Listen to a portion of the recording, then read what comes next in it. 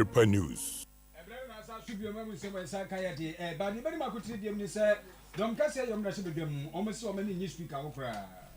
Yebeto akasiebo no so ewo ensanfufuro mu na Ghana bansuafo a wo hwe empatamu amamuo so wode atoma Mpanin Atenase akufo ado anim se wode tetie ama ahyenkafo a wonom ekwa kwatwi hyen ewo district assemblies ahodo ni mu saa hyehyɛ ya abandi bai bebo kwan ama fitafo engineers ene wo mo a wotimi do onsa ayi adwuma no anya nyuma piaye ewo assembly mu na grupo ya aduma eda kire hese dwumedi bekoso ewo takrade efa no mfra megagase petroleum enafi yeke kamaso ya omde akutinti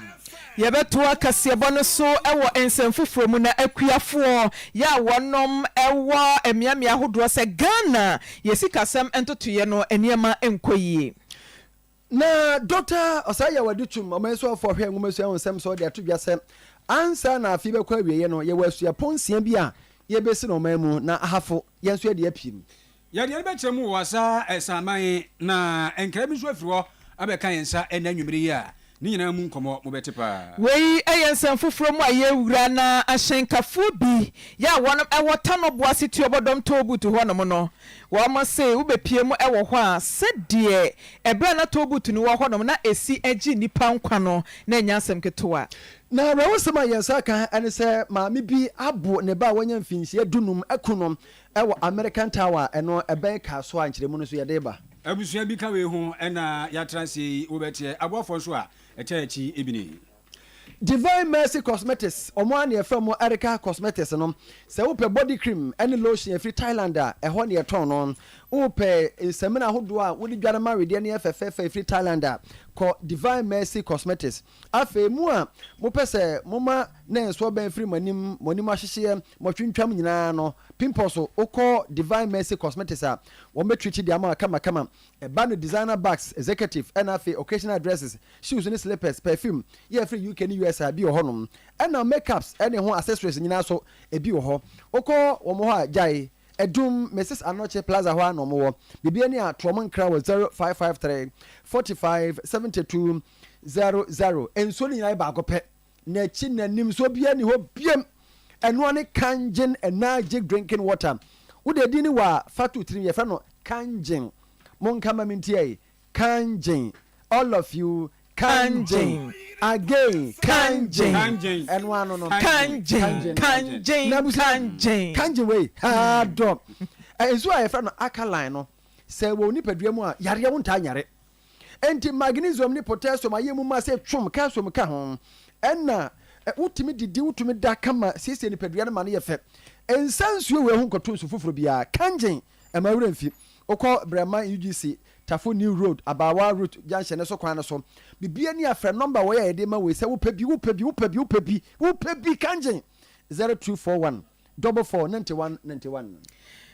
Lovett Condos was wanya kanjin energy drinking water abobono na wewura mu ewo Lovett Condos no apebe bia da wo beda amwasum adwo na watimi ada enahwa na eye Lovett Condos wa 1 bedroom suites ewo honom superior wo ho deluxe and afi executive ye wo presidential suite a eno eye 2 bedrooms flat ya benya ba bia da wo kitchen ehyem bibia na dan no ebia wo free wifi DSTV ewom ye wo pool ene ban so ewo honom full AC nyanya pa dem wo nyunu nyasem keto ase fridge m ena afi kitchen ewo flat bia mu serene environment na wo bambo security no so de eye pampe smart card key locks eno de ode china so agona na bie soundproof rooms eden mu hyem na ye dede bia obi ante empa na be kotwekotwe a wonte enyom na apese obody di asa obi ante wuramu ewo kumase adumanu 4BN military barracks no echi Oduajaku street ana friend make reservation 0501 689 624 na Mpanin no enkasa Faith Homeopathic Clinic enro nketoa so for maami Faith ni na pamfo se bra no fa enro ensa oyade na ne de ne se ye stroke abubu agu wanom wano achi muntimi nkasa wonante a enye yie bra obam watimi asori agina wona so bra ne awo ho nsem de wote ne tena fibroid na wo ba hawo diabetes pressure sexual weakness be ma da bia ye de udi atem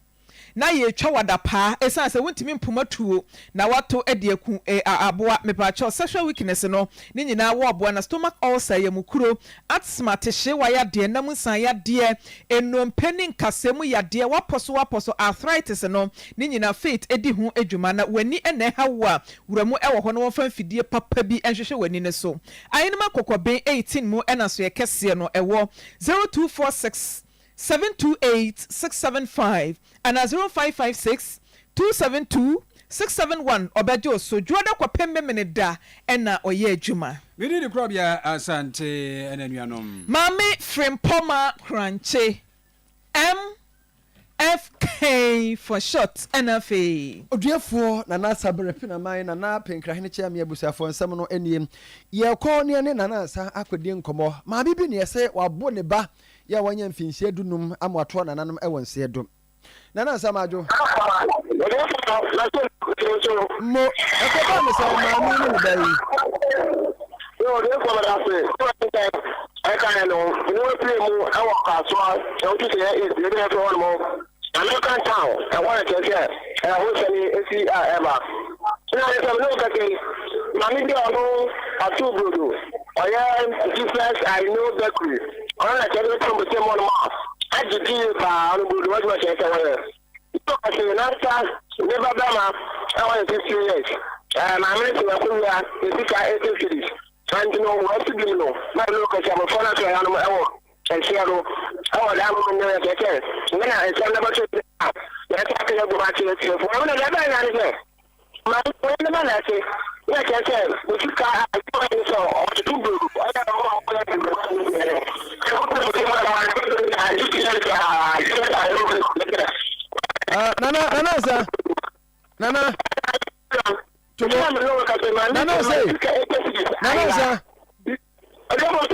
Aha, you pese ya captain yes afro la no munya maye sese. You pese afro.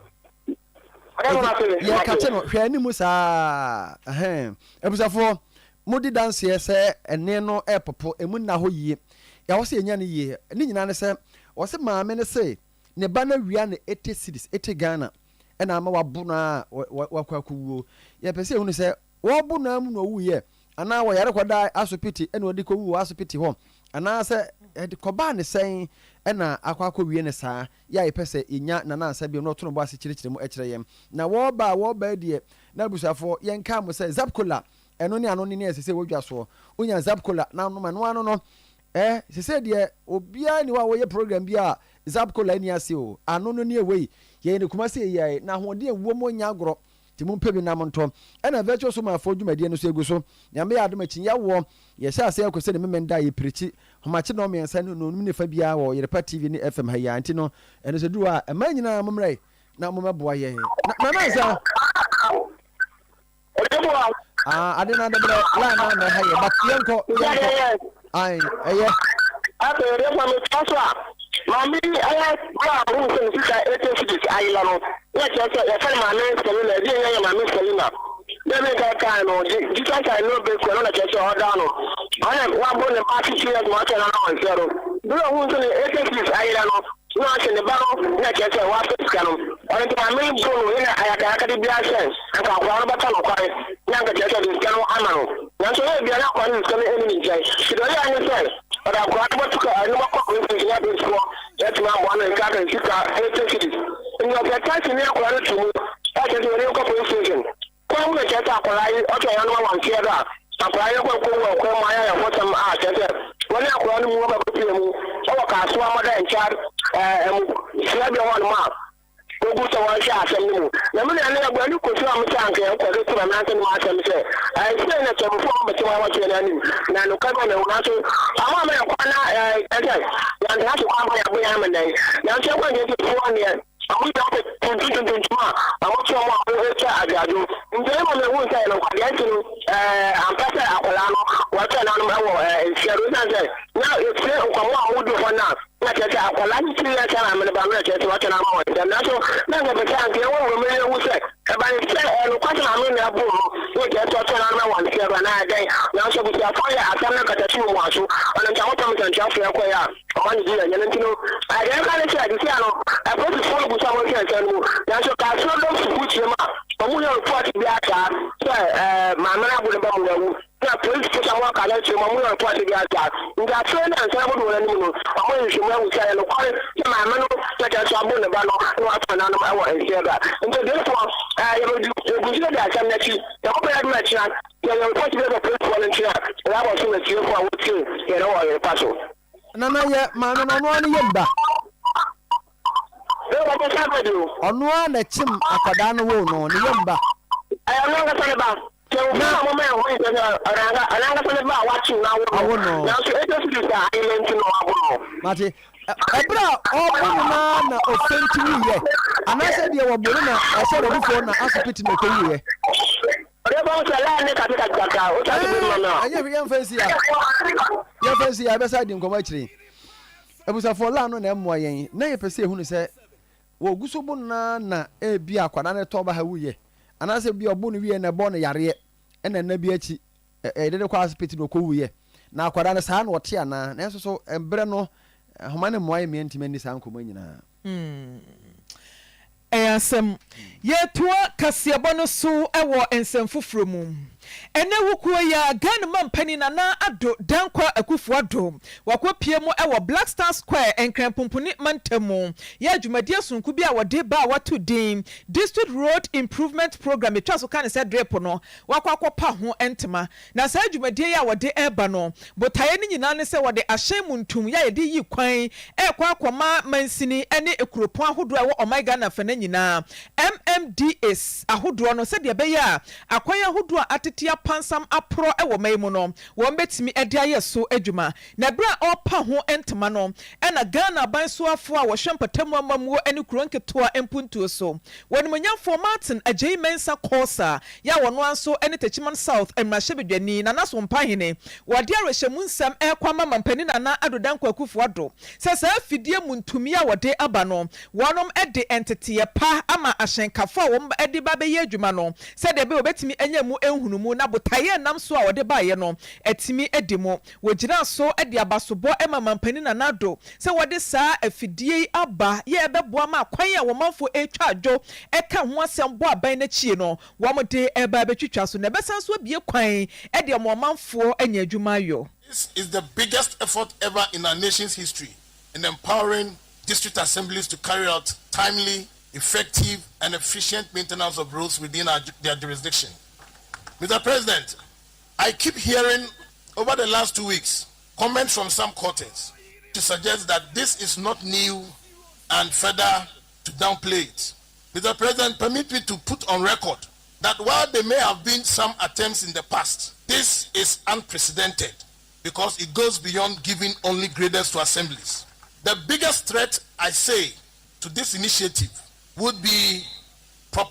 lack of proper maintenance and misuse of these equipments, especially for private endeavors. Through the program, Mr. President, we have taken steps to train operators, drivers, and technicians as part of the overall implementation of the maintenance protocols and to ensure successful implementation of the DRIP. We have established stringent monitoring controls, both digitally and by a well-crafted team made up of stakeholder ministries, and we will demand strict compliance. This is to ensure sustainability of the program and a better and proper use of the equipment. Your Excellency, with your permission, let me charge all MMDCs, the regional coordinating councils, and other stakeholders to ensure that the structure for operations which has been put in place would be strictly adhered to avoid a misuse of these equipments. I further take this opportunity, Mr. President, to urge all MMDCs to cooperate with the implementation partners to ensure proper utilization and management of the equipment and the overall success of the program. At this juncture, I would like to extend my heartfelt gratitude to all stakeholders, especially the Common Fund Administrator, Irene Natoshi Ado, for bringing this dream into a reality. I am confident that with DRIP, we shall rise to the occasion as a country. We cannot fail the President on this mission. I therefore charge everybody and remind us that, as I said, the biggest threat to this initiative would be mismanagement or misuse of these equipment. And we as managers are going to ensure strict compliance to make sure that the goal and the dream is achieved. Piao onimanyafo Martin Ajaymensa Kosa wano ene swafa washe empatemu amamuo ene kronketua empuntuo so Techiman South emrashe bedwani na nensem no achi ena Ghana ban swafa washe akwan ene akwantempon so onimanyafo asenso boache wano so ehye Mpanin Atenase akufo adobo se ministry anasa so ya washe akwantempon so no wamu engineers ni animdefo ene MMDAs ahodo ni nyina beka bom na botaya enam so ma wode to sa fidie muntumi eba the Ministry of Roads and Highways and its agencies are fully behind the initiative and is committed to providing the necessary technical assistance at both the national and regional and indeed district levels. Our engineers will work closely with metropolitan, municipal and district assemblies to ensure the effective execution of the initiative, fostering a spirit of collaboration and shared responsibility. Our vision is to empower the MMDAs to plan, implement, and monitor road projects across their localities. Local governance is a cornerstone of our democracy, and by strengthening the MMDAs, we are ensuring that the voices of our communities are heard and their needs met. To strengthen this initiative, we will implement regular training sessions and workshops designed to enhance the skills of local personnel and facilitate effective knowledge transfer. This dedication to capacity building is critical for the sustainability of the project's launch under this program, ensuring long-term benefits for our communities. Eni awuti ye eye onimonya for Francis Asenso Boache wano ene Ghana ban so afo a wo hwe akwan ene akwantempon so. Sajumadi ya District Road Improvement Program drip yase ena nanado dankwa akufo ado Ghana mampani ade betu biase sajumadi a ode abaye no anya hwe kra no de obeka ka no ya wode be yi akwan no ye onya adwuma obeye efitafo bebere be nya adwuma ye ewo ho afa engineers be nya adwuma ye artisans omo mutime de omo nsa ye bibie omo nya betime nya adwuma ye nti we na aba no enye se akwan no nko akeke ene ebe yi ama omo na so enwuma esa de beba no edoso ye papa na nyame adom eye district assembly common fund na ene de betuto petro aye ho dwuma bia ebebo omanfo. The District Road Improvement Program is designed to empower our metropolitan, municipal and district assemblies MMDAs with the resources and equipment necessary to rehabilitate and maintain roads within their jurisdictions. The program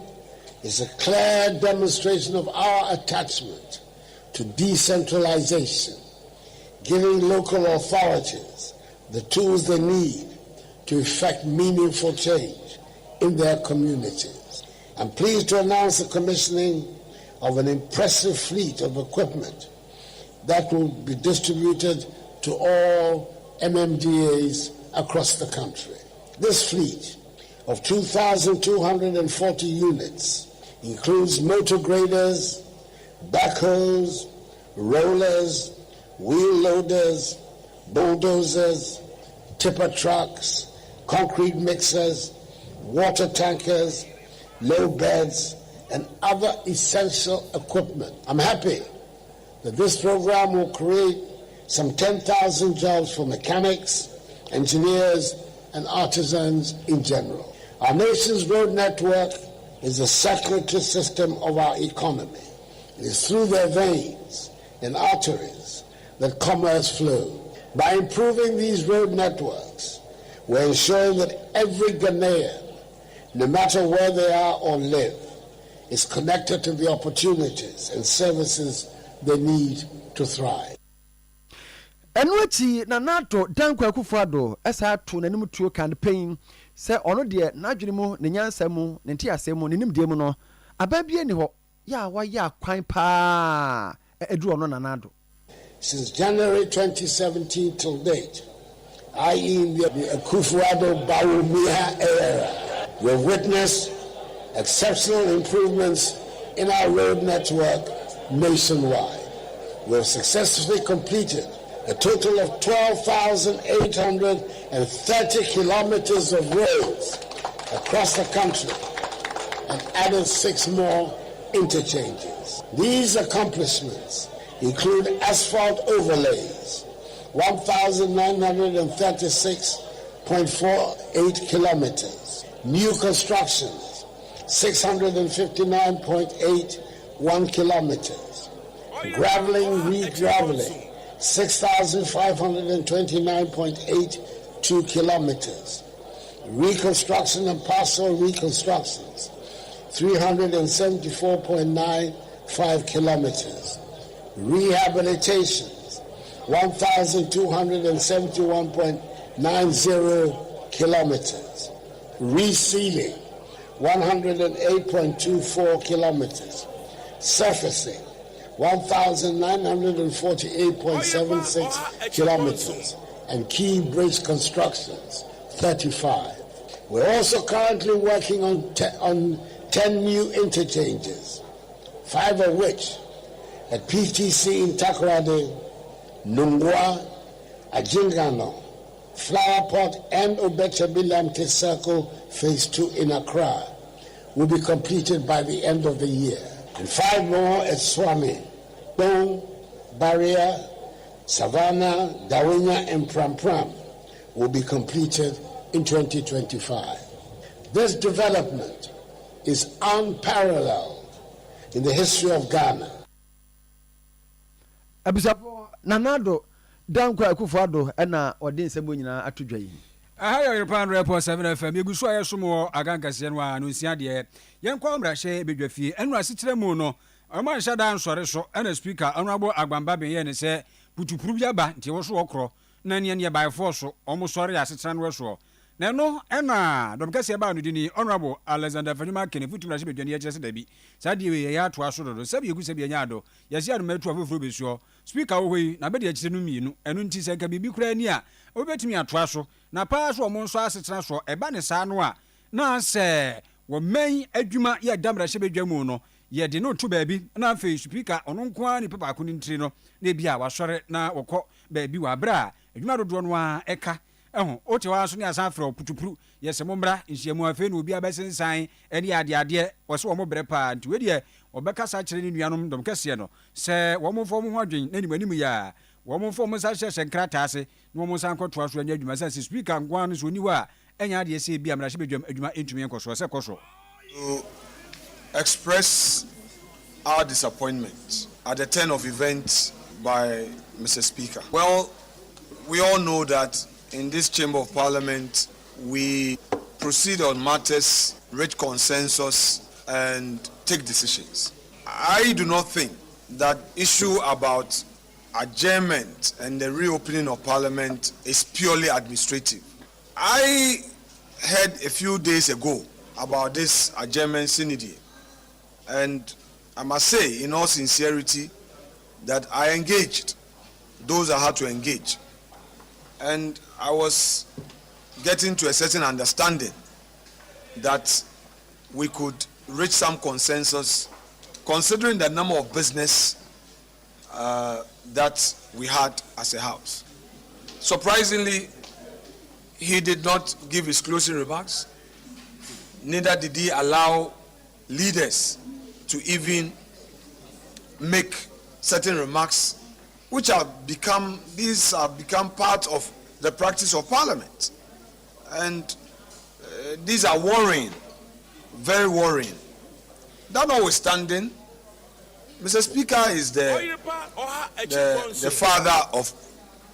Parliament. He presides. We don't want to go into any banter with him. We will not act in a manner disrespectful of the chair, except to say that we vehemently disagree with the unilateral decision to adjourn the House synod.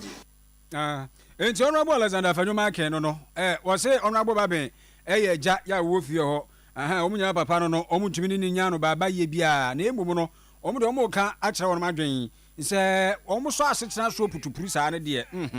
womo ne nya adwen kwa bia so eno no woto aso wo ka sisu dua sense boso ba na meja pa ye so obefre ni nuanom dom kuma no afa na afi omehuna na mo betu. Of course, I can also understand the constraints of Mr. Speaker, given the fact that the first deputy speaker is out of the jurisdiction, the second deputy speaker is also out of the jurisdiction. However, our rules permit or allows us to have a member presiding. So I still hold the view that Mr. Speaker could still have traveled for the NCSL program in the United States. I, for instance, I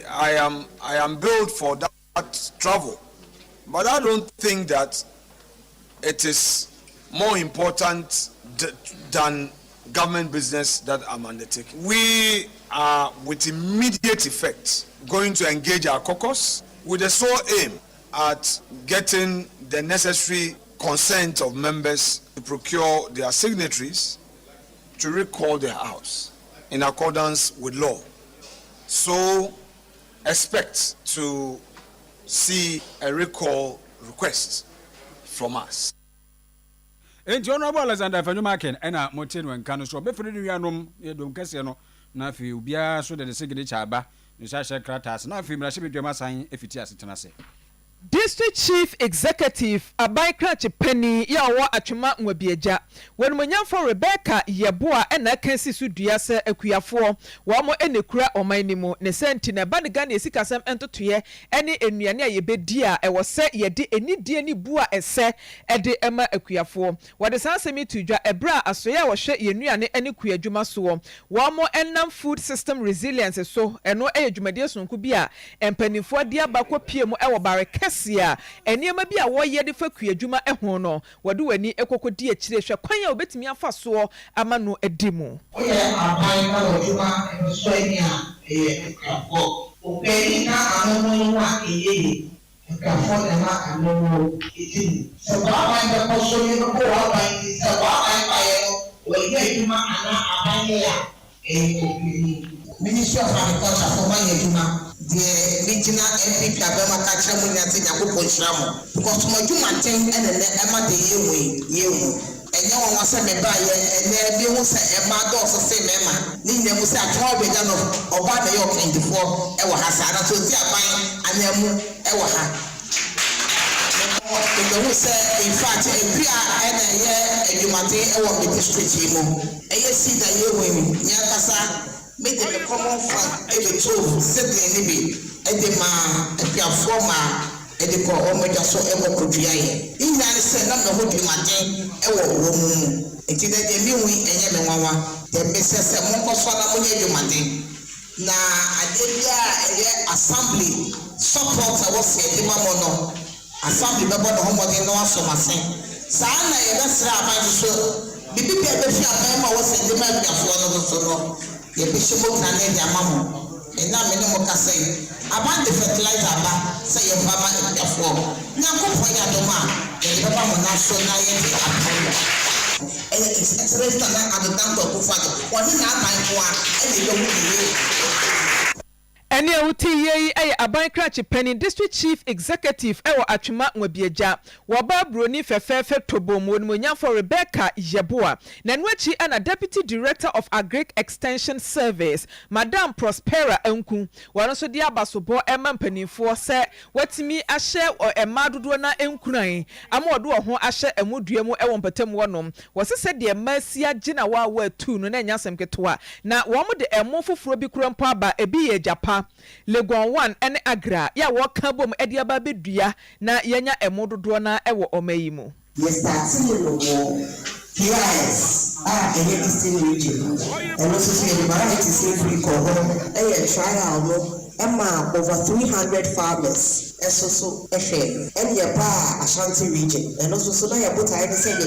300 farmers because at the end of this short season we are targeting 600 farmers to know no who say a more ahudo bebre wo na say you hu a ye de kan ya ye na da wo e be boy ama yisika sem akokai na ye me de pass me room ma bebre man na e ma be big way ɛmaa no mpatwɔ mo pagya bɔnsa ɛma apiafoɔ moayɛ adeɛ yɛstarte yɛ no yɛkaa sɛ yɛbotaeɛ ɛda yɛni so paa ne sɛ yɛbɛma mmarima no sika no bi abɛdi mmaa no hɔ meboa a ɛno nti a na yɛserɛ sɛ mmaa no mfa mo ho gye adwuma bienu project no targeting 40% women. So honorable, I think we're in a good place to ensure say man no ebeji seats no more dia koye munduma no. Eye me the same and me try aka say you are more than 40% of the women participating in the project. I also so upon kind MIA, which means you put a see in so any crowd. Yetinyama emadu dole will say there are improved varieties in the system. Say almost so muya, almost betimi, and yajuma, amana kind. Enia wuti ye aye Madam Prospera Nku wano any Mpanin be die chire ya wo agric extension service ni mu ewo atwema nwabieja.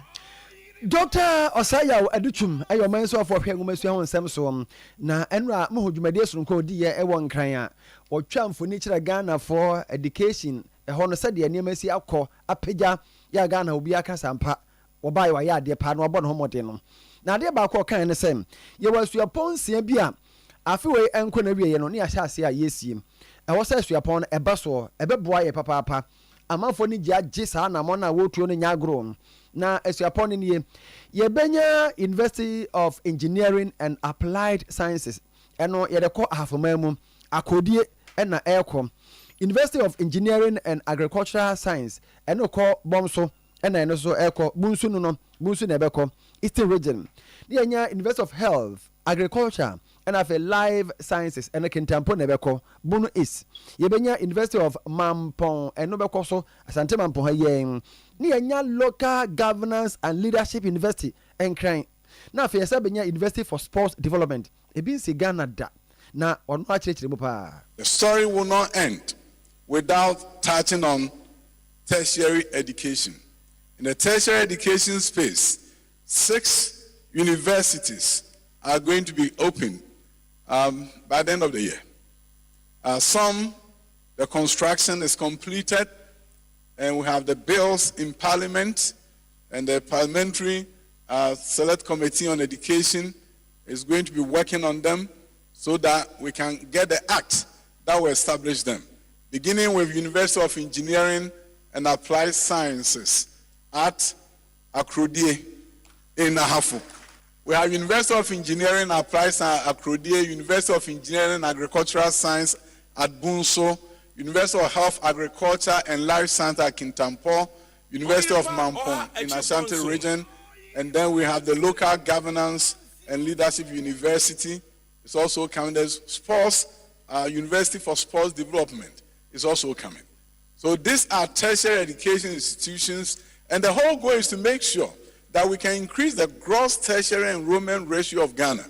When you look at the total number of students enrolled compared to the age bracket of 18 to 22, you're able to measure what is called the gross tertiary enrollment ratio.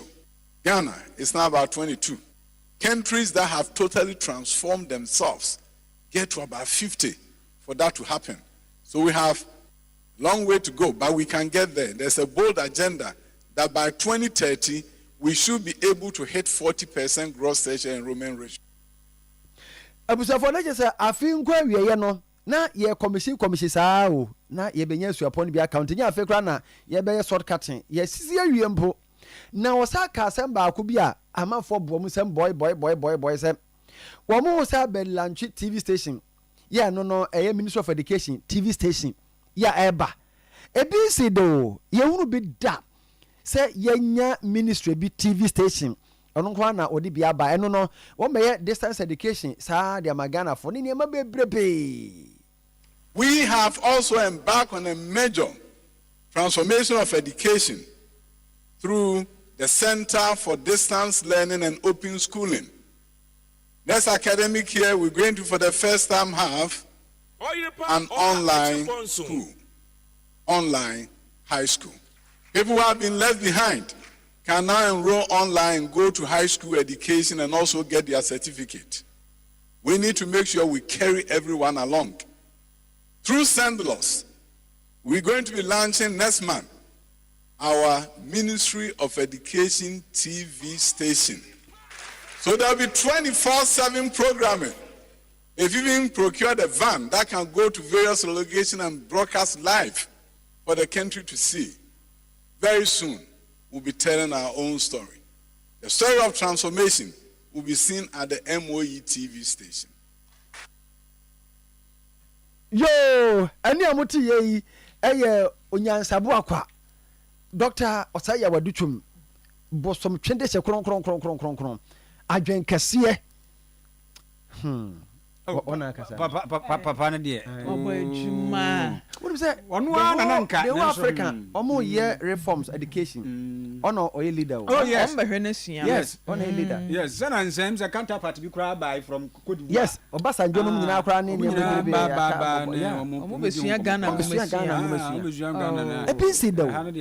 Na adwemu do. Onu na nka but 100.7 FM suni na efiri nyame akankase no a anye gusu a yede ma wo no na yeto aso na ensan fufuro mu agya emra se bedwam enkomodie kakra akoso eba ne sei tese enye ne MPP aban eba wo ye ne se ba bia yetu famwo na ankasa no eho no mbom ena wo se yede adwuma no eti ekokɔhye na tese ye kaka ye ni a takorade mum ena wo se sa Ghana National Petroleum Company no the Tertiary corporation wo se yede ekokusi headquarters no ankasa na mpa ni nuane ampa kwahwe adan ni ade o masum ade agu takorade agya na nya ba bedro wia manyankopɔ yadom a ɛda kyena yɛhwɛ ne mu so Mpanin Atenase akufado ɛne mpanimfo no bɛbɔ nan na afei wɔm de omani akyerem ɛwɔ takorade no mu akɔ bi ade na no kra enti sɛ wo hwɛ Ghana National Petroleum Company a ɛnyɛ nkran bi na wobɛkɔ takorade sanse hɔ ɛne yɛde adwuma no akɔ na ɔno kwabena ɔkyerɛ daako ɛna ɛkasa yi wɔtakorade abato pɛso aso bra se bedwani wɔ se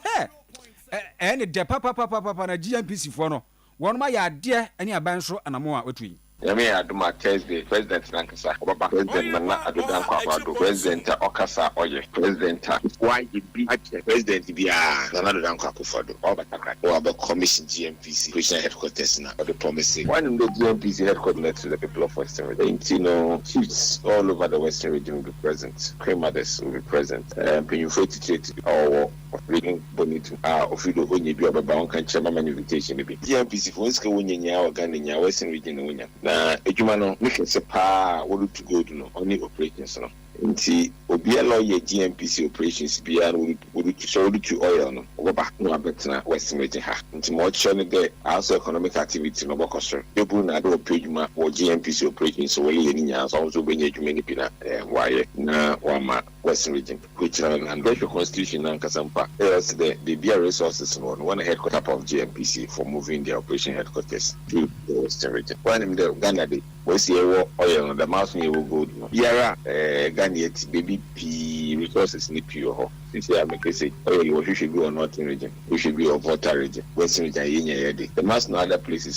so you need the oil ni be to we pure ho enti na be operation headquarters them operations we all over the country ni nya no ha na the fire by obefi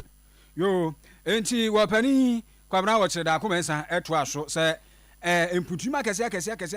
a ɛne awu hɛ a ɛno ana siwei ya ne benya nsusanso papa be ma da chinchini ma de ɔka no monumental projects no wɔ sɛ aban we bɛto ne safiri nyinaa ho ansa na berewe no akɔ na wie de bia mekan market circle no ɔyɛ ade be yewi ɔno so yɛ ade be yewi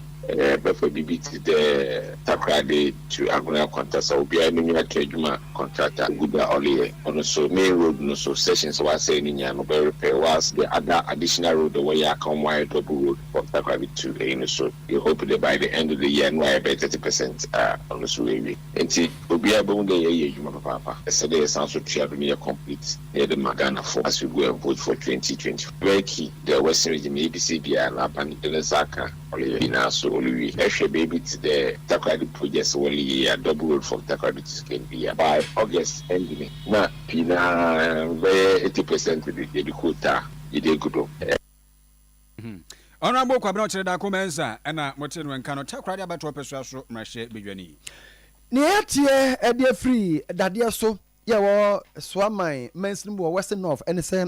owura bia onye mfinhyia be se aduonum wafiri mu ewo obin krom ama positive hwehwem honorable Samson Bediakom assemblyman ewo Antukrom electoral area yepese di ho nkomo honorable Majwe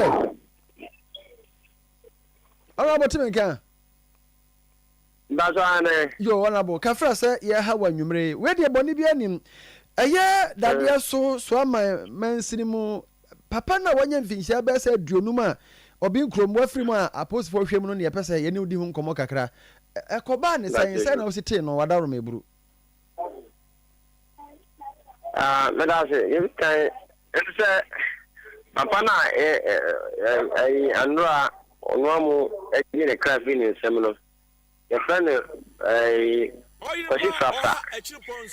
Oshifrafa obetna men personal so bese 20 years ni nemo utu kwa medi pa in fact one fa ni nua bi anfa na yire bi no ba so anfa ba bi ha ma onu na siri anya nkwa bia ndo onu nkwa na wote okọ ha na okọ ejuma na okọ ewe na okọ ejuma ebiru ba bi no wa me na yade a efe ne ha ne mema yade ebi kanu ya de ngitingi ya fe no nti nkomba nti mi a me no ka say assembly man let sa le say that no iko ko bo no mo ti se da bi ya papa na oto no onye bi se fo bia wa le se bi ko to na de na nti e ka se ka kra se ko ja no sai nti sa man di no ire ofo no de ona motimeka hello honorable yo ya hwede no yebesa nya ne biemu na eno ya na nkoma na yedie honorable Samson Bediakom assemblyman Antukrom electoral area eno bendade so ama mansimu western north region papa no bebi anu aduro no akwasi frafra ena ono aye ankonam ono kwa na call batatu na akwawie ne batadie ena ono kwa ate hono ma yare so ha no yama ho adwendwene ena ode aku ne ho no saa na nka bia ekwa akwawie yebedi asam yechi yebesa ato aso dache yentuo so ewo bono aproye mantam no emu ohyenkani bia wotwi articulated track ya woso can alcoholic drink bia fe ne se fast bie ene nyankopon aya adom a wagye nipa mpempem ankoma enkwa bra Facebook ne so Oyerepa radio anase ko YouTube Oyerepa FM na ko hwe enipa egu kwan ho ene ehyen no a enya kwanhia no se de ensa na sie hwie gu fom ne ade no na wani ana ewon patam wono mo a woya dansefo wo hu kwan a akwanhia no fa so esi ye na wo kiremu se washenkani ya woso fax edenam no woduru tuobodom tano boase tobutu honom no ena ne break ni faili no na break ni faili wo muti fifari bibari na enkayes wode ko nipa wonom eton niema ewo kwan ne ho na so nyankopon ya dom ema ne koto kwan ne nchen bokọ ya wo bia empira o kirekire nsem ne mu ede kire yen etika iso fax okobokina doduru anu na speed in break no motorbikes ni no put me say man don ni man no okaso de for high nye papa no obuhwe nche ha edare butu ho be say 3 hours ni obi a wanka ni an who do no the hospital but I think he's responding to treatment no ye dey no do ye dey was it the make na no come you go to hospital for say me ngunni nyina nso bese nti why na woni pedi anaso e ani sure wo ame ke dai bana yende why ade pa na sure no so was e bi nyina no ma die obese no ma fa da driver na ase pa nyami sure no won se wa dura so nyame sare yade ah my cross say one two for na ga over straight here so da yam process aso nyina kunya ya so yeto ne man wo ha nti driver why ade pass o to kan for ka ka pa ya me sure driver anka na obepie nyina ɛne a wuti yei ɛyɛ wɔmanfoɔ bi ya akwanhyia esi wɔ tiobodom ɛne tanoboa sito butu no na wɔwɔ hɔ nom sɛ adansefoɔ na no akyi no ɛne ɔhyenkani a anaasɛ owura yi a ɛnneɛma no yɛ wɔn ankasa ne deɛ Ahmed Tijani ya na wafa ɛnneɛma yi afiri tema ɛde kɔ Burkina Faso no wɔn nso kyerɛkyerɛ sika wahwere ɛwɔ sɛ akwanhyia yi mu ya nyi nneɛma na nwia okay wontumi hu nneɛma dodo asɛ wɔ kan mu okay so what you say nneɛma no ɛnyɛ nneɛma ketewa na ɛda hɔ no okay ɛnyɛ asɛm ketewa bɛɛ sɛ sɛ ano gye sɛ yɛhuhu deɛ ansɛ yɛhu quantity a ɛbɛka fam hɔ no for now deɛ yɛntumi hu quantity a yɛbɛnya ɛne deɛ bɛka hɔ gye sɛ yi nneɛma no wie asɛ yɛhu deɛ asɛ ne deɛ nsɛ yɛ Pata na tika no mu. Da bi na mentika no. Ba no mane ya wodia. Patwa no. Bo de ko hen. De ko Wagadugu. Oh Wagadugu. Okay. Nja tam be na wote se ka na hwe ase. Around anapa 9. Okay. Ana mo fam se ka na anya ajeto wase. And na I was in the tech for about ɛne a wuti yei ɛyɛ ɛnneɛma wura fax na ahyia gu no ne wura Ahmed Tijani ɛna wɔkyerɛkyerɛ na reho sɛ unanka papa yi wɔyɛ ɔba enko wɔda fam na ɛkasa nko wɔmuni tia mu twadwo nanso bɛrima na numa dura anyo no hwɛ sɛ de osi gyina hɔ no mo brane a wɔkyerɛ na sɛ mu bɔkɔ nɔma no a wohwɛ n'anim atimu sɛ Tijani ani abre nanso ani bre nsoja kafra na wohwɛ omo a wo mo bɔ amane ani nyina obi ani aye san se fast ne fax wo mo omo nyina ani aye san se fast ne fax wo mpa ka dia ba na nso a wohɛ guy ogina ha kwa no ska ina ne ma hwie gu wo ska kra bra ka dia ba wo si dia pem na yi mu yi kapra kra na sɛ so ati na hwɛ no mo a hwɛ ɛnyɛ gaba hwense gu fom sɛ dia ya lodu kra wa yi Frita me ko Burkina ka dia ba na nso anya ba ne dai ebi nso no mo metumi afa nti do no me fa do na na de ombe no nso de ebi kura da mo de ada no swimming pool obi ba bura da kwan nche mo ne ma no ha mo ne swado ya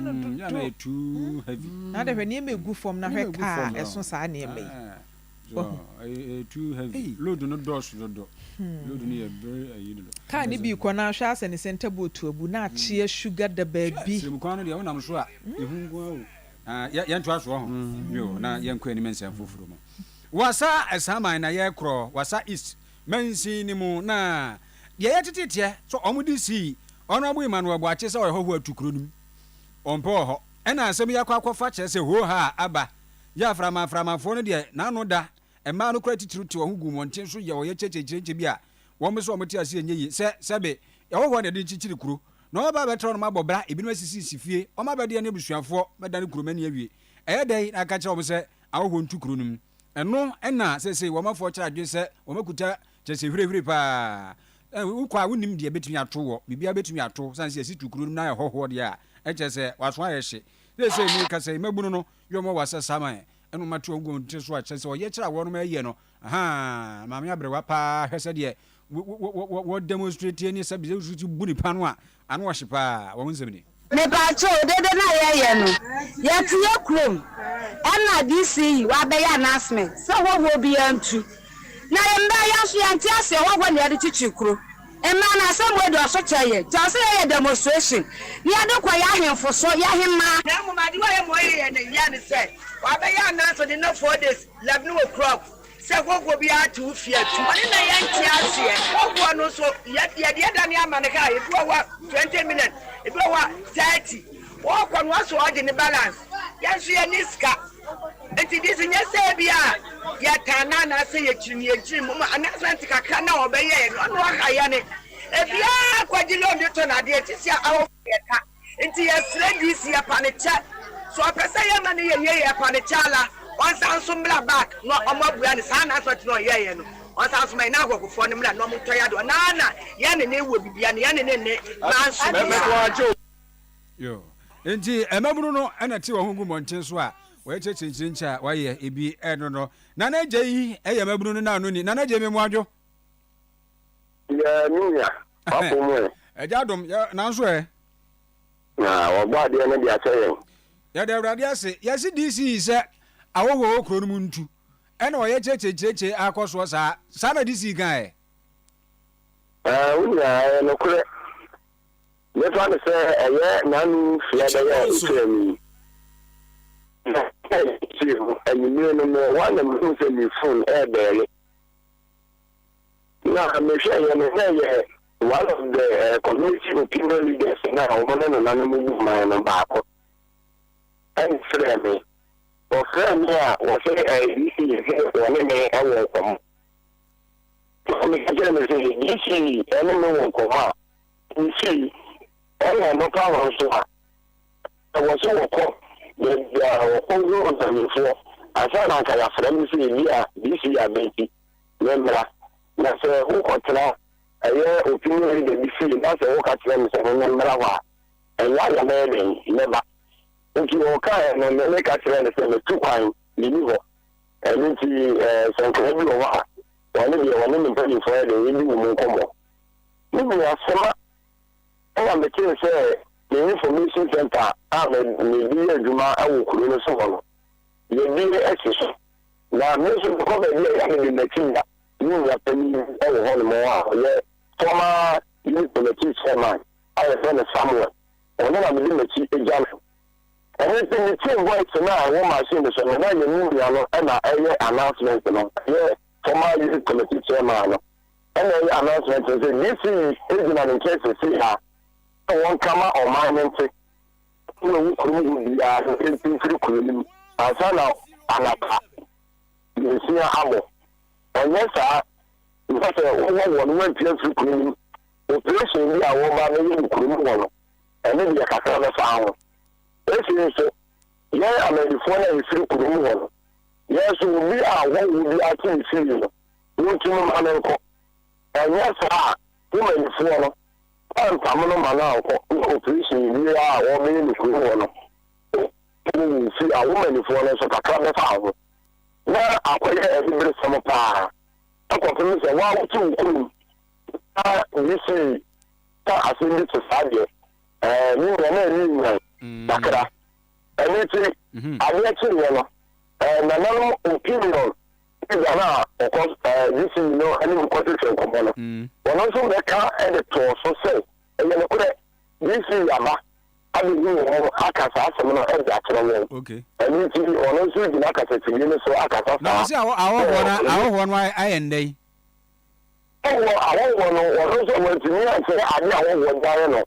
And I could also be answer completely and come out and say, maybe I want to be okay, nti sɛ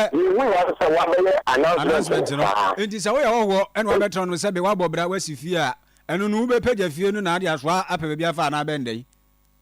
yɛwonyina ɛne deɛ ɛbaɛ saa no womu bɛpɛde asection no ne sɛ sɛ nkuro no atɔmpan obiaa kɔ nkurom obiaa ma ne baage so a tetɔn no nkɔ obiaa ma ne baage so a prawu no nkɔ ama sɛ si a ne kurom wɔ no adetɔnfoɔ no ɛnso ɛntumi ɛntɔma de ma ne yiri wɔn yɛ aduane kata bi ba ne nyinaa afɛn wɔn a nkɔfoɔ so ha yi wɔn dan a wɔn so wɔn twɛ firi mu no so obi ɛkɔ a wɔn so ne dan no saa wɔn bɛ yɛn ti wɔ no ɛnso yɛ nti wɔn ne balance. nti na ne gye yɛ ne kurakura mu no na ɛyɛ bere no kura yɛ bere ane saa sɛ ɛde anamɔ ɛna mo mpanimfoɔ atuo mo no wodi mabunu no anim ɛna afei nananom nso so ɛde yɛ anamɔ no mo etu afa wɔn sisi. Wúni ànàmọ́ wa ṣẹ̀ṣẹ̀ àná níbi tí ní sẹ́ yàtúrẹ́ ìdánẹ́gbàmọ́ àwọn yẹn sọ̀rọ̀ máa yẹn wọ́n yẹ ìdúmọ̀ wọ̀ tàpá ètò àfẹ́mísì ẹ̀mí náà wòlí wọ̀ ẹ̀nà máa yẹn máa lọ sọ náà lọ sọ ọmọ àmì àkàbẹ̀ẹ́ni àkànṣẹ́ ìgbìmọ̀ ọ̀nà sọ ọkọ ní màá bí kuma ẹni tí wọ́n yà ní ìdí ayé kò wọ̀ ẹtì ànàpẹ́ ẹnì yàfẹ́ nàná bí atúmọ̀ ní sẹ́ yẹn kọ́ sí yìí ẹni tí nana sẹ yẹn ká yàrá ntu ní ẹdí ẹdí ẹdí ní ẹhwẹ no na wọn yẹ kọnyìnfo bí ẹdí nsàwọsọ a wọn sì di sí yìí no na wọn bá bẹ kyerẹ ní bí tí àwọn ẹbí ní kúrò na wọn ti wọn bẹ saa announcement no nti yẹn mẹ ẹbí ní bí ẹyẹ ká yàrá ntu ní ẹni bí ní ẹkọ wọn lọ àmì bí kúrò ní wa nti ẹsẹ ànàmọ ní ẹyẹ kyerẹ no ẹni nípa bí fọ. yẹn hwẹ nana anim yẹn nso etwa ọpẹ yàrá adumu a ebi si bia no yẹbẹ san ba nkyɛn nana yẹn wá sọ yẹbẹ san di nkɔmɔ akyire yẹfrɛ nana agye yi wɔn ɛna yɛ mabunu n'anu ni ɛwɔ wasa nsaman sɛ dc yɛ wasa east mansi ni mu wɔn no abɔ aba bɛka kyerɛ wɔn sɛ woyɛ ɔho atu tu firi mpakyɛ mu wɔn mpɔ ne mu kura hwɛ ɔno abo ima no ɔbɔ akyi na asɛm Ghana this is the ebeti hibini ayasɛm yɛkɔ kyerɛmasu ɛwɔ Dɔma East mansinimum ɛwɔ Bono Mantemu na ɔhema wɔ hɔ ɛne Nana Adoma abebio ɔno kuro yi ɛna ɔsaayɛ mansin adɔntehema wɔde ato aban anim sɛ ɔsra aban wɔn wɔ ɔhaw bebree ebi ɛyɛ dwa ya ɛwɔ hɔnom edwa ne adwuma kɛse ɛwɔ hɔnom nanso wɔn dwa na atete apansam te aban twɛn ne mɛhwɛ nyama wɔ mo ebio mo nso a mo wɔ hɔnom na mo yɛ nneɛma kakra no mo hwɛ sɛ ahonedie mapa mo betumi asua na mo de abebara mo ho ahwɛ na ahonedie mapa akɔ so ya ha wo kese ye dwa se de ebe ya nyame be ya don na aba ne bedo nya suma maye dwa no yebetime pagya no sanse ba bia ma ne di dwa no sebe mpredua sanema bi wo ho aye nkoyi maye nti ye stress ye de be kwa abanim na assembly no ebetime etu anamon aboa ye na yetima siesie ye dwa no ne nyina ya kire ye de saa asem so ato ye DC ene MP anim aye na wo twa ye twam no ye ne omkuhia ye nti ye guso as ye ne ombedi kasasie no ombedo nya aboa ye e wo kurodua nye dwa ho ye frɛ no mu a esanse dwa no AF Brono Sunti na me yedi ahyase ho sa ahonedie betumi akonkan a ye nipa ye wo manenum na ye betumi aye saa ne ma no enti da ne da nyina na ye ka ne se sebe mpredua sa obi didi ana na mabonten na otonsuo no mu a o politin na otoye no pure water na memfa nto fom buka ne yie na fa hye opese mo kodru fia na sempo hu se baby dustbin si ho a na wo de saa de na tum Nana Adoma bebio Chiremasu hima enonom owiye no assembly member ya awo Chiremasu aye Atanofi electoral area Honorable Khadija Ophelia J eso kan se nye edwanko na ha wo mo enkanea eso wo ha ensuo ene nema pii ekutia wo mo si ha woni bi ye janan bia yensuo extension of light na yakwan ye didi hu nkomo ahuni sibre na bi wo ho a ye de ya ye betimo ahyase aye na bi so wo ho a ebro ya hoden de ebro ya hoden so no ye nim se nipa ha wo de doso anya ni na so na ye betimo aso ano at once na mbomu de ye nidi so a hia pa sa ni monimu ya yi ye tu ho anamo no ye behwe se anamontuo bi ese fata no ye be tu ho anamo sa de eburu ya hoden so a ewo se ekọ aban mu no ye de bektoa assembly no na ye di akire ama ye hu se hawo no afiri ho mesa chamasuman a ye Atanofi Brono a medan no bo se ye hawo a ene ya bebobo hu ni nyina no de eburu ya hoden so no ye de bekọ aban mu na abusia eni amoti ye eye Honorable Khadija Ophelia J ya ye assembly woman ewo Chiremasu Atanofi electoral area Swafo be de akire a wo hwe sikasam totoye so ya wo no ene hwe eto egege revenue Dr. Alex Ampaben wakanzi so se Ghana ban asinkete so obeboa ma Ghana timia ya asundwe man a wo bia edi ne sika ebeba be hye oman ni mu wo de sansami to dwa ebra Ghana Club 100 Awards ya toso aduonu ba ko 21st edition no na wo mo epa ho entema to our collaborating with the Ghana Revenue Authority to streamline and revise administrative processes associated with tax administration. And this will not only end with administrative processes. We are also looking to assess and revise the entire tax system, including reviewing some of the tax handles in the country. And it's something as the Deputy Minister in charge of Revenue, this is within my purview, and I have taken this on board critically to make sure you review the system, the structures, administrative processes to ensure that the business community enjoys doing business in Ghana, and Ghana continues to be the destination of choice for flow of FDIs in the country. While we are committed to creating a business-friendly environment, it's imperative that we also ensure a fair and efficient tax system. We need to broaden our tax base and improve compliance to generate the needed revenue for our development. Taking together, we have an ambitious agenda for the private sector, combined with policies already being implemented. Enia uti ye ede Deputy Minister of Finance in charge of Revenue, Dr. Alex Ampaben, and Wechi, and a UOFI grant or a Chief Executive at the Ghana Investment Promotion Center, GIPC, one also edibitoso. I mentioned the 3 O's, and that, the 3 O's resonate quite well with most investors, and we are aggressive in pursuing foreign direct investment into the country. we are also aggressive in ensuring that the regulatory regime is good for business, not just for foreign direct investors, but for Ghanaians. And so one of the things that we've done at GIPC is to organize these, forums or fora, where we bring CEOs of the private sector, CEOs of the agencies, so that there is constant dialogue. And constant dialogue is very important to creating a very ambient business environment. Now, you asked what we expect at the end of this year.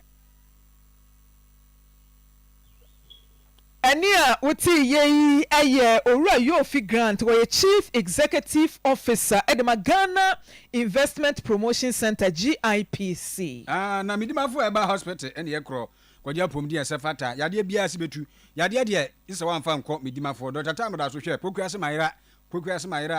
mayira eno no ye nkran no egu akwa atwema agonso kumasia 0244774282 0500727215 Bosha bade ye hwesi abaje nkania home appliances ne chese bibia ye hia fa no home appliances de a na chese bosha ba ha no ye de ati asese ye nkwagina na ye bua ye niema no eye krogen kama fe otonso afi bo bosha ba ewadum PZ eno no anti attack for dan ne musabe kan yin dan foforo no so ni ketia Dubai di hwani mu ho e na bosha ba plaza nso kase no headquarters anyhow 0322030838 0536095966 akwada yi awayire yi yesremoni adom na yehu no yetia ne se yefre no Dwobin Bafo Junior wanya mfie aduonu baako 21 na Buokrom Estate na otie wagege kakra wagege na we no kra no abese basapa enum akiri pobese nkron de obenya echese 5.9 feet ni obenya na sebe owo adwunum haw kakra na de atia ne se enura ja anwumere no nan na Dwobin ene ne papa efirifie na bro mu firifie no na ne papa aja ka awotwi wo pakeye wo Buokrom Estate junction wa se aja wo wura shop bi no akotɔ ade aba wo kɔ ba yi a ne bayi na enimu yi wa kina pa Dwobin Bafo ba bia da nya de se wo hu no ntimada woroma se wahu abofra bi saa we kura de ne afi kakra na de atia se sebe o adwunum kakra onya mfi aduonu baako bopini no na ibisebisa no ensem ene ne nkomo Dwobin Bafo Junior na yefre no ene se wage aposifo enkraba yensu yegina so ne ato nkran eye 0245 554 544 0245 554 544 dawroma wahunu a na we yasutiri wai obi nso pesa yira maami bi oso ofa car ena no peya edifi anwoma so ya na okọ Roman Hill na osi besa no pa no nwotwe no ena ohun se ne pesa sikapudo ewo mu ayira afiri ne ho afrato enti osre obi a wahu pesa bia ewo car mu anase bia osi form Roman Hill ho ene to form a na wa 0535 005675 0535 005675 ana 0246 532017 0246 532017 ana se wobetimi edi aba Oyerepa ha akyede kese ene nyankopon hira ewo ho de ma wo we na watweda yemfantwim mamo na sakrosa busua pani kwadwo kire ewo nsoko oba pani amase wa kutunso odwadini kumasia na ya tamia jamtua abe jamfua enyeti f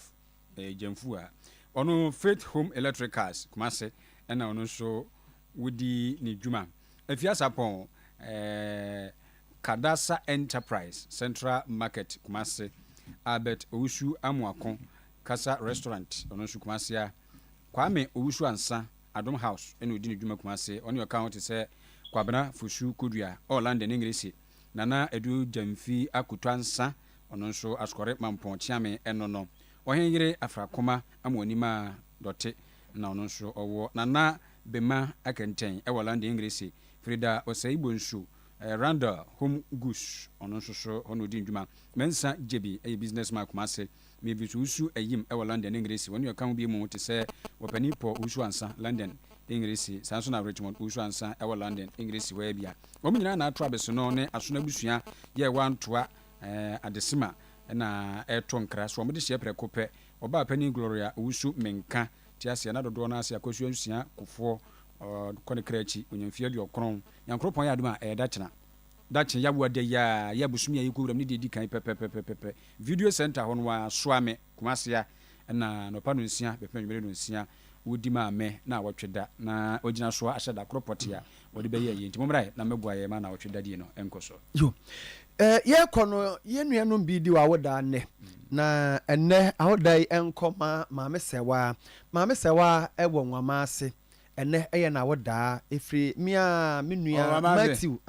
Matthew na se me wohye maame sewa enti no maame sewa ba bia wo bia no Matthew ese omawtire nkwa ohene ba ya mankwa so omawtire nkwa me so mawtire nkwa se nyame nka ho no ntene nim kire ho enne eye woda enti no koso anaji woni ne Matthew se hwe ho so ye pa enne so eye Lydia amua birthday yetafre no nana amua o amanfrom Kumasi heye ifri nana Chidomhene your Pro East planning officer na o say ye wish no happy birthday na because say we chena ene ya ho ene ya I see. Oh, I see. And yes, I'm here near the back on count. Very, very beautiful woman. And Lydia Amwa birthday at Afra Nanamwa and Anampa. A man from Kumasi Hayano, a free Nana Chidomhene, ya Pro East, a planning officer, and I always say Nanamwa. I'm a Lydia. Nice man. Papa. Very beautiful. Atana so fatano. Kente obo. Osre masidi so yes sorry. Natural Syria pa. Natural. We want fake. Said any 3 minutes so good no no. Oh, F papa. And I say chana worm when one am pack. Na na chiro hene so na say na onum dwom. Na na chiro hene dia. Na abedi no ho agbo. Enkwa boni dia ya boni ya nana ya chiawa nana pia ay beba be dia pesie me dem pe fufu kama pa bayire fufu pa bayire ndi oye free so ade aye hwebi dia bu shafo ye sori akọ asade atoso nenenua mama nchire mu na dabi I probably bodi intend bodi na Korea the same yesem for ni Korea same kama ma yen aba isibu amasa so na napokua Jimmy Cliff ani woni awaka nyina boy na chi edom kama iman so ba iman post production obehwe ade onu yinu no obehwe bi kokoso obehwe kokoso ndina no ya so ba banya betra o ma ade atoso ko bia santini mene anuanom mami Frimpoma Crunchy MFK for short NFA. Oduefo na na sabre pina mai na na penkra hene chia me Mr. Michael yaw esuman on na yire mame hana omo se krasa asomdwe nka mo nyina. Thank you Lord Jesus.